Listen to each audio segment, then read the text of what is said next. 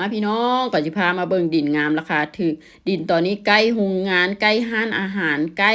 ห้านขายเครื่องและใกล้ตลาดที่สำคัญคือใกล้ทางอย่างใหญ่เลข10เลยพี่น้องเข้าโฮม25ของบ้านพลคอเด้อจากโฮมเข้าไปหาดินเพียงแต่80เมตรเท่านั้นเด้อพี่น้องแล้วก็ใกล้บ้านพักติดเหือนประชาชนดินตอนนี้สามารถเฮ็ดธุรกิจอื่นๆได้เพราะว่า